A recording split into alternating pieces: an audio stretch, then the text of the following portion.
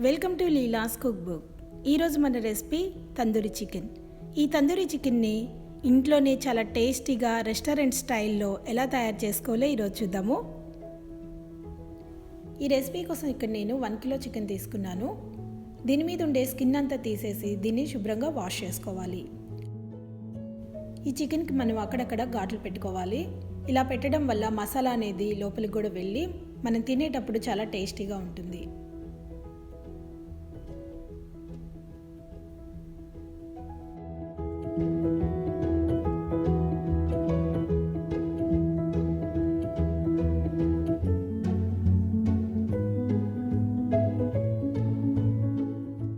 ఈ విధంగా చికెన్కి అన్ని వైపులా ఘాట్లు పెట్టుకోవాలి. ఇప్పుడు ఒక బౌల్ తీసుకొని అందులో అరకప్పు గట్టి పెరుగును తీసుకోవాలి. ఇందులో 1 spoon red chilli powder, 1/2 spoon పసుపు,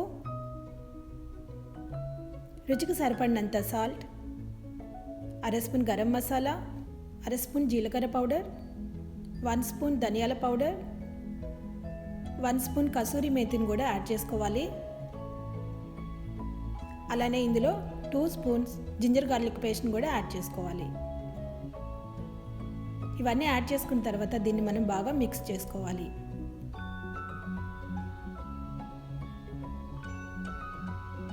చివరిగా ఇందులో 2 స్పూన్స్ లెమన్ జ్యూస్ని కూడా యాడ్ చేసుకొని మిక్స్ చేసుకోవాలి. తందూరి చికెన్ అనగానే మనకి మంచి రెడ్ కలర్లో కలర్ఫుల్గా ఉంటుంది. కానీ ఇక్కడ నేను ఎటువంటి కలర్స్ని యాడ్ చేయటం లేదు. మీకు నచ్చితే మీరు రెడ్ కలర్ని యాడ్ చేసుకోవచ్చు.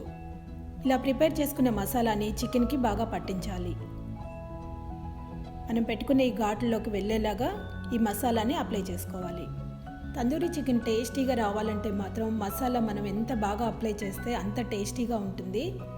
సో కాబట్టి మనం టైం తీసుకొని ఈ మసాలాని అన్ని వైపులా చక్కగా అప్లై చేసుకోవాలి.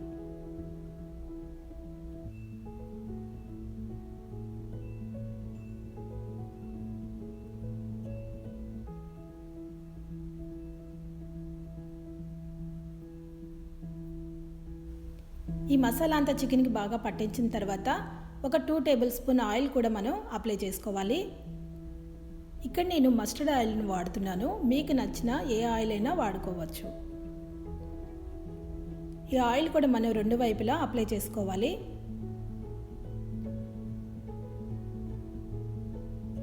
మిగిలిన మసాలా అంతా మనం చికెన్ ఇన్సైడ్ కూడా అప్లై చేసుకోవాలి.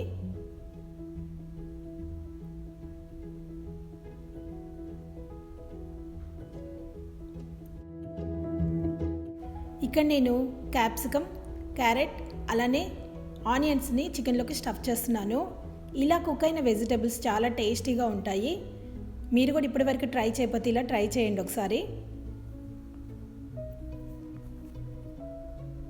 ఇలా మ్యారినేట్ చేసుకున్న చికెన్ని కనీసం ఒక 2 గంటలైనా మనం ఫ్రిడ్జ్లో పెట్టుకొని కుక్ చేసుకోవాలి. ఓవర్ నైట్ పెట్టుకున్నామంటే మసాలా అనేది ఇంకా బాగా చికెన్కి పడుతుంది, ఇంకా టేస్టీగా ఉంటుంది. 2 అవర్స్ తర్వాత అవెన్లో 400 డిగ్రీస్ దగ్గర 45 to 1 అవర్ వరకు దీన్ని మనం రోస్ట్ చేసుకోవాలి.